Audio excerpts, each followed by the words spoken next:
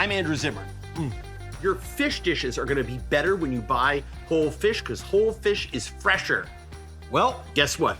I'm gonna teach you an easy way to break down 2 different types of fish, 2 different ways to cook it, and you are gonna think that the results are delicious.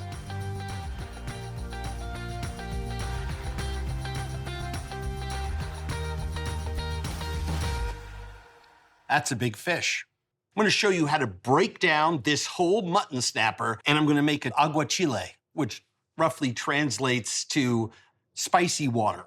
It is a raw fish preparation.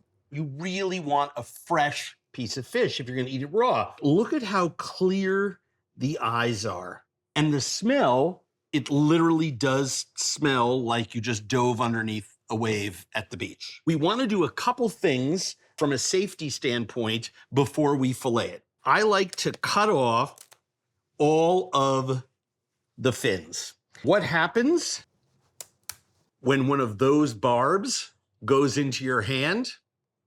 Not good. We're gonna use the head and the bones to make stock. I have a pot of water behind me. First thing I do is make a cut going down through the fish, lifting up the belly side, drawing my knife. I just used the tip there, and I just wanna go down till I feel that big bone, and it's the fattest right behind the head. I'm gonna notch out the end here, and I'm just pressing down against that single spinal bone. So I just make an incision, and if you notice, I'm just going to the top side of where those dorsal fins were. And let me just show you. I'm gonna hold my finger where my knife was. That's how deep I'm going. The reason I notched the end out is when I come down here, I now have a bigger piece to hold on to flip up my fillet using the bottom of my knife, pressing down on the set of bones that's right there. I mean, listen. I am lifting with my thumb, pressing down. There is fillet number 1. I really don't want to leave anything to waste. A little bit of salt, a few drops of lemon or lime juice, a little bit of olive oil.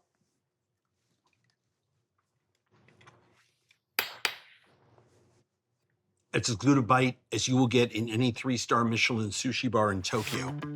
You want to do the same thing over on this side. Right, how beautiful. All right.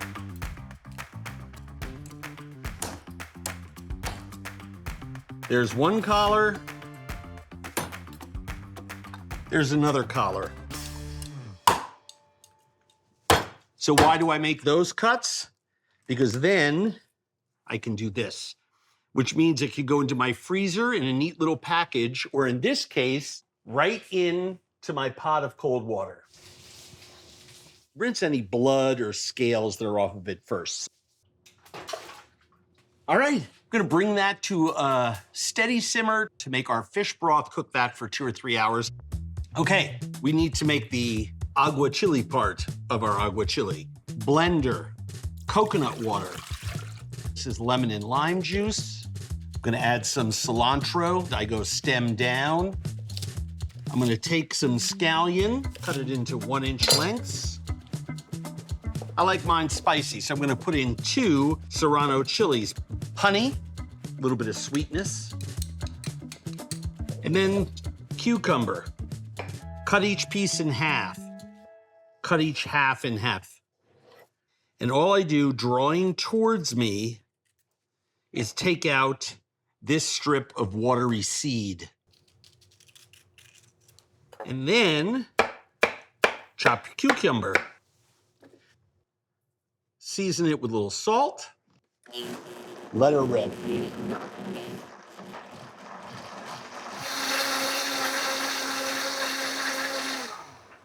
So, some people have a china cap lying around like I do. Some people just have a household strainer. You can use either one with cheesecloth.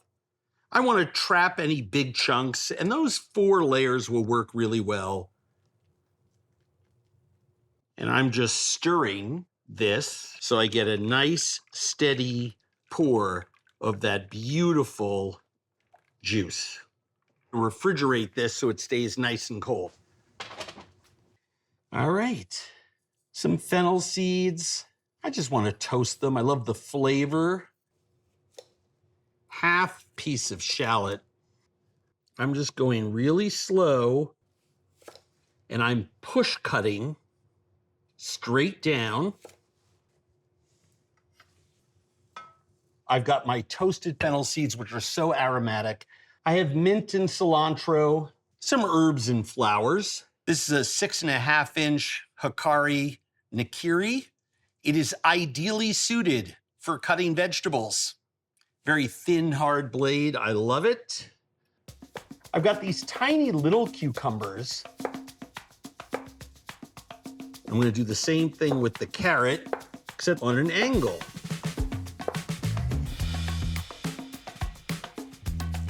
Just gonna cut that piece of the lower loin off, and skinning is so easy. Just hold your knife at a 10-degree angle, and you'll take 100% of the meat right off. A lot of collagen in the skin. There's a break here in this top loin. And so I'll use both of these pieces because I don't want more than a mouthful on each forkful. This is a fantastic knife. This is a 10.5-inch Yanagiba fish cutter. Great for cutting raw fish. It's a dual core. It's Damascus stainless on the outside. There's carbon steel on the inside. And so it holds an incredible edge. And you just slice right down through. And I want them about 1/3 of an inch. I want you to get a little chew in there. It's very soft, obviously, but I want you to feel the texture of the fish. And there we have a perfect set of slices of top loin from our mutton snapper. So now it's just assembly time. The aguachile liquid goes first. I cut these pieces of fish thick enough, sort of sit. See how hot this is. Oh, perfect. A little bit of fennel seed, a little bit of cucumber, a bit of carrot, shallots, edible flowers, pea tips, and then little pieces of mint and cilantro leaf, just so you bite in to a couple of those sort of antiseptic notes. That's so pretty, I'm not even gonna eat it.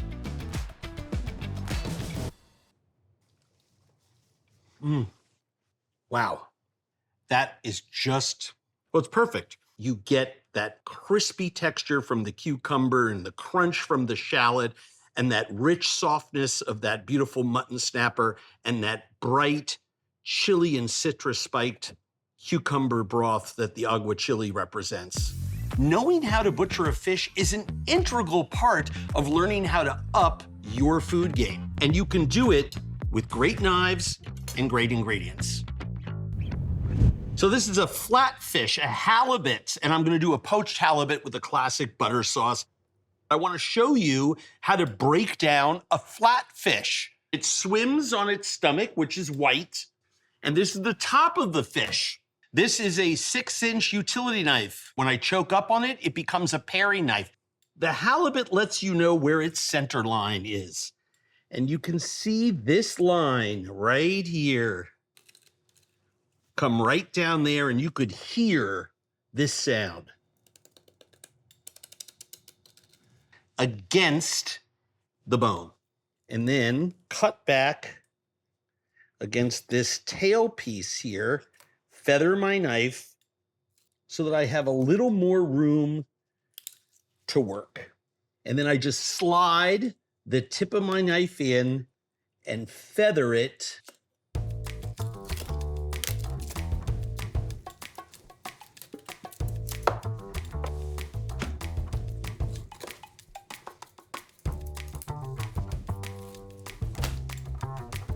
You want to do the same thing over on this side.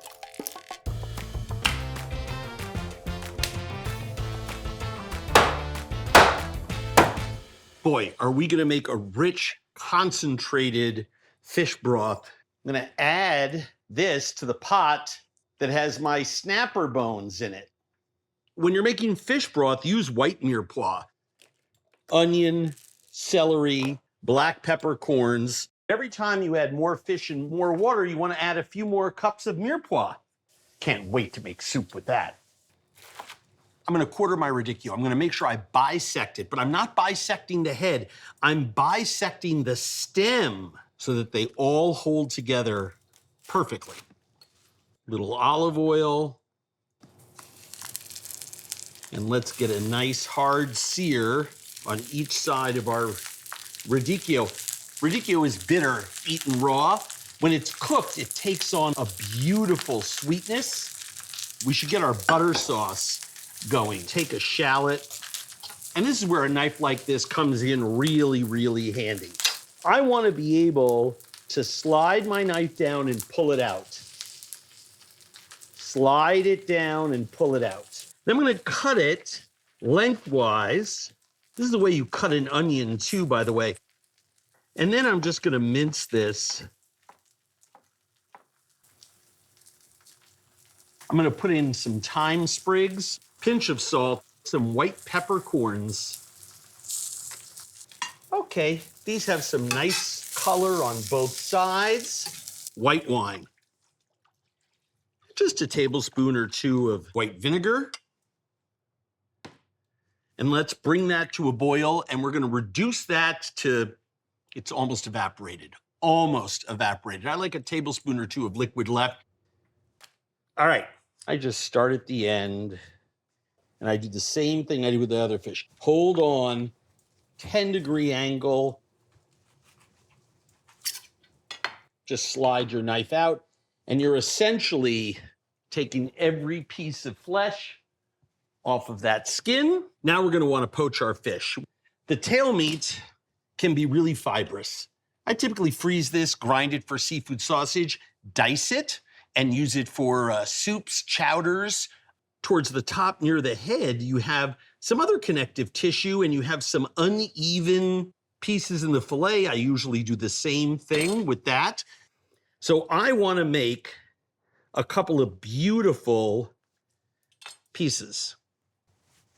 I'll portion that for something else. Cut that into thirds, so you essentially get equal size portions. And then we're gonna put them into our broth, fish stock, that I pulled out of there after it had been simmering with those snapper bones. I'm gonna let it gain some of its thermal momentum, and then I'm just gonna turn it off. Let those pieces of fish sit for 10, 12 minutes, and very slowly, while this wine is reducing, that fish will cook.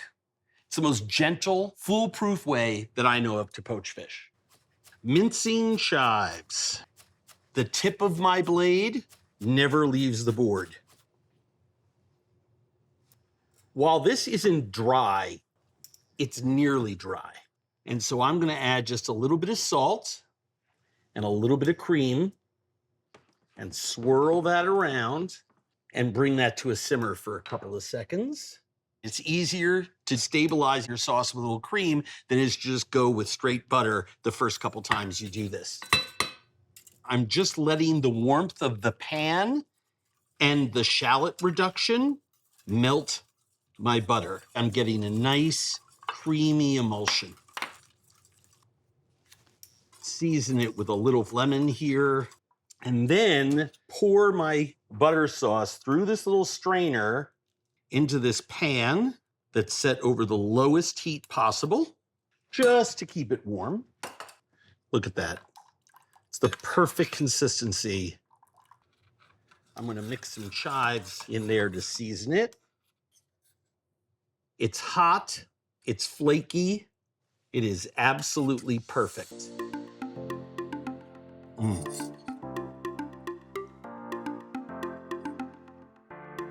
Every time I eat a dish like this, it's a reminder, Simple is the best. A piece of poached fish that really lets the flavor of the fish shine through, the very simple butter sauce, and one great thing that goes with it, like this pan-seared radicchio.